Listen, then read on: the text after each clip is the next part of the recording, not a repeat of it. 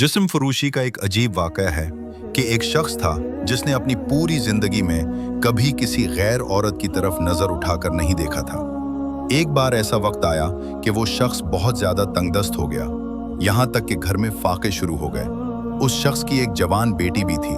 जब फाके इंतहाई बढ़ गए तो वो लड़की अपने छोटे बहन भाइयों की हालत देखकर मजबूर हो गई और गलत कदम उठाने का इरादा कर बैठी। उसने घर से निकलते वक्त सोचा कि अपना जिस्म बेचकर कुछ खाने का सामान ले आऊंगी। वो पूछते पूछते ऐसे इलाके में जा पहुंची जहां जिस्म फरोशी की जाती थी।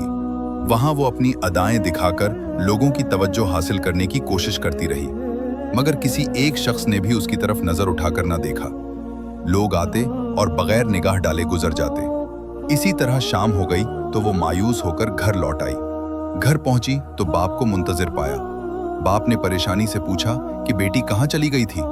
लड़की रोने लगी और सारा माजरा सच सच बयान कर दिया कि अब्बा, मैं बहन भाइयों की भूख बर्दाश्त न कर सकी और मजबूर होकर गुनाह की तरफ चल पड़ी, लेकिन किसी ने भी मेरी तरफ नजर तक न उठाई। ये सुनकर बाप की आंखों में आंसू आ गए और उसने कहा, बेटी, मैंने अपनी पूरी उम्र में कभी किसी गैर औरत की तरफ नजर नहीं उठाई, तो फिर ये कैसे मुमकिन था कि कोई तेरी तरफ नजर उठाकर देखे।